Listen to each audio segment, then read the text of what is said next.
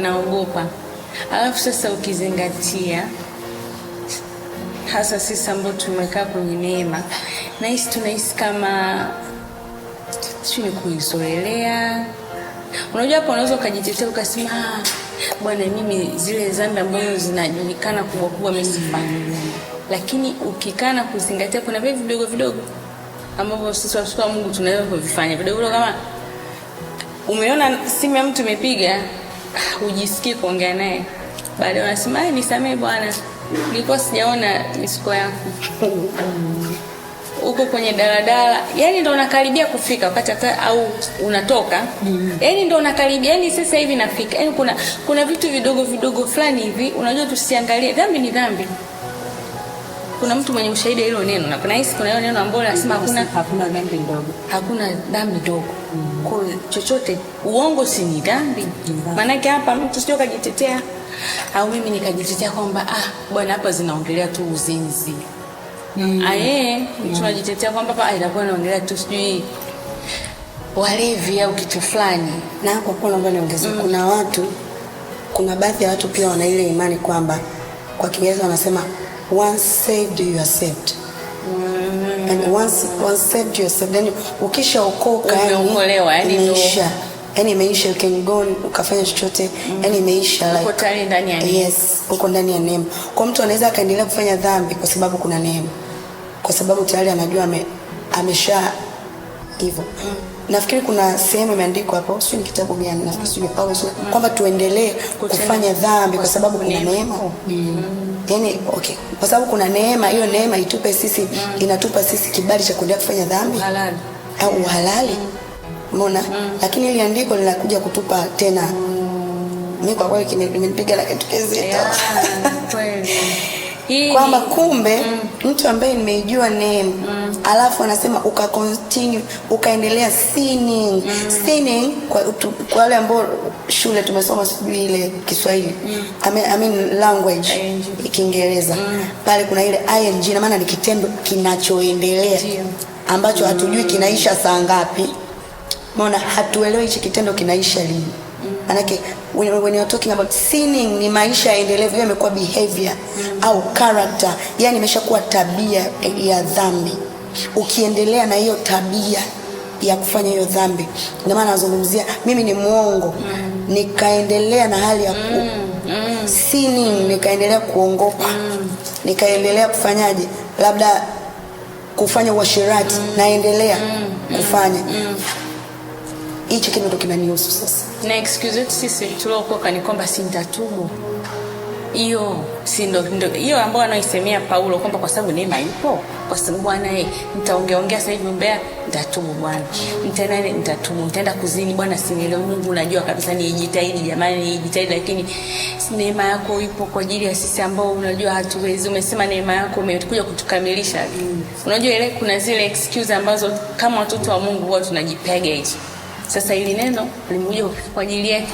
Yaani ni kwa ajili sisi ambao tayari tunajua kweli kwamba hakuna pa kukimbilia. Bwana Yesu asifiwe. Amina. Lakini mimi naona ukiwa unasoma Biblia, hapo umeongelea neema hapo. Ukiwa unasoma Biblia, unaona neno neema wanaliongelea sana katika kuokolewa. Na Mtume Paulo anasema kwamba tumeokolewa kwa neema, sio kwa sheria. Tumeokolewa kwa neema. Kwa hiyo ile neema tayari imeisha niokoa, imemaliza kazi yake. Unaona? Sitakiwi kuitumia vibaya ile neema iliyoniokoa. Sasa mimi ninapofanya dhambi kwa makusudi, ni matumizi mabaya ya neema. Kama ni serikali hapo niko gerezani tayari, ni matumizi mabaya ya sheria ya Mungu. Yaani Mungu katoa neema yake itusaidie, ituokoe. Atuokoe kwa sababu tu bora, atuokoe kwa sababu Mungu atuokoe kwa sababu tumefanya vitu vizuri sana, tumempendeza Mungu, tumemfurahisha Mungu, kaamua kutuokoa. No, kilichotuokoa sisi ni neema. Lakini sisi tukishaingia kwenye ile neema, baada ya kuitunza, kuiheshimu, kumbuka tutoe mfano. Mtu amekununulia kiwanja, amekujengea nyumba nzuri, amekupokea asset kila kitu, akasema mwanangu au rafiki yangu, hicho kitu nimekukabidhi hicho hapo bure, hujagaramika chochote na hujamuomba. Kumbuka kuna kitu unaweza ukapata kwa kumuomba mtu au kwa kuandika barua, lakini kile kitu umeletewa ghafla pap, mtu amekupa ni zawadi hicho hapo. Alafu kesho yake anakuja anakuta ile nyumba umeuza, hujamwambia, alafu huko mitaani huko unazurura huko kwenye nyumba vya kupanga. Sana shangaa mpaka anakasirika. Huyu mtu wa aina gani? Basi angeniambia sasa, kama Mungu amemtoa mwanae wa pekee Yesu Kristo, akaja na hiyo neema akatuokoa. Tayari tuko ndani ya ile neema, lakini huko anaeleza kwamba tunaiona ni ovyo. Yaani mtu kitu cha thamani ambacho hakuna mtu anaweza kukigharamikia kukipata, ni yeye peke yake mwenye kukimiliki, amekupa wewe, lakini wewe unakigeuza unakiona cha ovyo. Ndio maana anasema adhabu unayostahili inazidi hata ile ya Musa, ni moto. Hapa tukisoma mstari wa 27. Mstari wa 27 anasema, bali kuna kuitazamia hukumu yenye kutisha na ukali wa moto ulio tayari kuwala wao wapingao. Kwa ina maana kingine hapo nimetupata, na maana Mungu anamcount au anamhesabu ule mtu ambaye haiheshimu ile neema kama adui yake, au kama mtu ampingaye. By the way tu, sio hata yule anayetenda dhambi.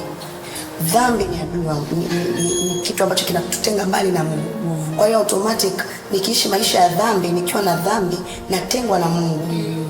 Inanifanya niwe adui wa Mungu, kwa sababu dhambi ni uasi. Kama vile shetani alivyoasi akawa adui wa nani? Wa Mungu. Kwa kinachotufanya sisi tuitwe wana wa Mungu na tuwe karibu na Mungu ni kukaa mbali na dhambi na kuishi maisha matakatifu. Sasa hapa mstari wa 27 anaisemea kwamba kuna ukali wa moto kwa kuwala wale wapingao, ambao Mungu anahesabu kwamba ni kama adui zake. Kwa ina maana mimi naweza kuwa nimeipokea neema, nimeokolewa na nimemwamini Kristo, lakini nikaichezea hiyo neema. Kama tunavyosema, ukiendelea kufanya dhambi kwa makusudi, mimi nimejua neema, najua kabisa kwamba kusema uongo ni dhambi. Najua kabisa kwamba nikiwa ni mume wa mtu kuzini ni dhambi, ni mke wa mtu kuzini ni dhambi. Najua kabisa wengine ni watu mtumishi kabisa, labda niko hata madhabahuni, labda ni mwimbaji, namtumikia Mungu katika madhabahu kwa watu, na bado na ninajua kabisa, nina knowledge kwamba kufanya hichi kitu ni kinyume na sheria za Mungu na kanuni za Mungu, na bado naendelea kukifanya. Ndio hapa tunachosisitiza kwamba kumbe na kwa kufanya vile, mimi kwanza najitengeneza kuwa adui wa Mungu. Na ikanyaga, anasema namkanyaga mwana wa Mungu. Very powerful. Kumbe mimi ninapofanya dhambi kwa makusudi, ninachokifanya namkanyaga. Alafu pili, naichukulia ile damu ambayo nimetakaswa kwayo kuwa kitu cha hofu. Natisha. Kwa kitu cha hofu. Kwa hiyo ile damu, imagine, unajua hakuna kwenye ulimwengu wa roho hakuna sacrifice au sadaka yenye thamani zaidi ya damu. Hakuna sadaka yenye thamani zaidi ya damu. Na ndio maana hata Mungu mwenyewe baada ya Adamu kukosea, alichokifanya, alitoa sacrifice kwa mara ya kwanza kwa kumchinja kondoo. Umeona? Na akawavika ile mavazi. Alitoa sacrifice ya damu mbadala afe yule mwana kondoo, wale wabaki waishi. Na ndio ikaendelea hiyo process ya kutoa sacrifice. Mungu anatoa maelekezo ya kuendelea kutoa damu ili kupakaribia patakatifu. Watu wanaenda wanatoa sadaka, dhabihu za wanyama ili kupata ondoleo la dhambi zao, ili waweze kukubaliwa, kupata kibali kwa Mungu. Unaona? Sasa Mungu anaamua kuleta sasa kumtoa mwanawe. By the way, tukisoma hapa kuna sehemu anasema, Yesu anasema, mimi kuna mtu anamuuliza, tuonyeshe baba. Umekuwa na mimi umbi baba. Filipo. Umeona? Ni mimi ananiona mimi amemuona baba kwa sababu yuko ndani yangu na mimi niko ndani yake.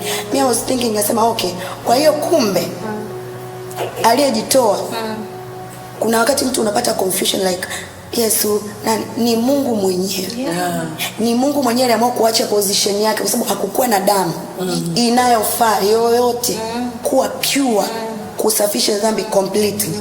Haikuwepo. Za wanyama zilikuwa zina expire, hata ingekuwa ya mtu bado ingekuwa ina expire kwa sababu pia imejaa dhambi. Kwa hiyo kulihitajika damu ambayo ni pure kabisa ya kusafisha na kuondoa dhambi zote kwa watu. Sasa Mungu mwenyewe anaamua kujitoa. Na by the way, ukisoma kwenye kitabu mfano, kwenye kitabu cha Melkizedek, ambacho hakipo kwenye Biblia, lakini kinazungumzia hizo habari very deep. Na nimekipata vipi? Baada ya kusikia zile habari kwamba Ibrahimu alitoa fungu la 10 kwa mara ya kwanza kwa kuhani Melkizedek. Nikajiuliza huyu Melkizedek ni nani? Alafu kuna sehemu kule nasema nimeapa kwamba wewe ni kuhani wa milele kwa mfano wa Melkizedek. Niliuliza huyu Melkizedek ni nani? Ikabidi niende kumtafuta, nikapata kitabu chake. Kile kitabu chake kinaelezea kwa undani sana kuhusiana na hilo swala. Kinaelezea vizuri sana kwamba Mungu anaongea na Adamu baada ya Adamu kukosea. Anamwambia kwamba mimi mwenyewe nitakuja kukuokoa. Wanalia sasa, wanamwambia sisi ndo tunafaa kufa. Hatufai kukuua wewe. Yaani wewe muumbaji utakufaje badala yetu? Acha tu tufe sisi. Wanajutia, acha tu basi tufe. Kwenye kile kitabu anaeleza, lakini anasema hapana. Kwenye uzao wako atatokea mwanadamu ambaye atakuwa pure kabisa, asiyekuwa na dhambi. Na ndio wanamuuliza huyo mwanadamu ni nani? Anasema ni mimi mwenyewe nitakuja. Okay, hapo ndio inakuja yeye. Na ndio maana huko anaposema mwana wa Adamu. Na ndio maana huko Yesu anasema wewe Filipo umekuwa na mimi usimjue Baba. Aliyeniona mimi amemuona Baba. Kwa sababu Baba yuko ndani yangu na mimi niko ndani yake, na maana hawatengani. Ni kitu hicho kimoja. Ni mtu huyo mmoja. Umeona? Kwa hiyo ninapozungumzia hivyo nilikuwa niko kwenye ile point ya kwamba hakuna sacrifice bora au hakuna sacrifice yenye nguvu kwenye ulimwengu wa roho zaidi ya damu. Ndio maana hata wachona wanatoa damu. Sio nani damu. Lakini je, kuna damu ambayo ni pure na superior kuliko zote, ambayo ndio pekee ya Yesu, ambaye ndio Mungu mwenyewe muumba wa kila kitu. Damu yake ndio superior above everything. Sasa kama ile damu kwa ajili ya upendo wake akaamua kujitoa yeye mwenyewe, anasema akajipatanisha yeye na sisi kwa damu yake. Huo mstari tusome ni upi? Akajipatanisha yeye na sisi. Na kama ni huo mstari akajipatanisha, hivi unasikia? Anajipatanishaje? Yaani unajua, yani akajipatanisha. Nimependa hiyo. Huo ni upendo wa Mungu kwa mwanadamu.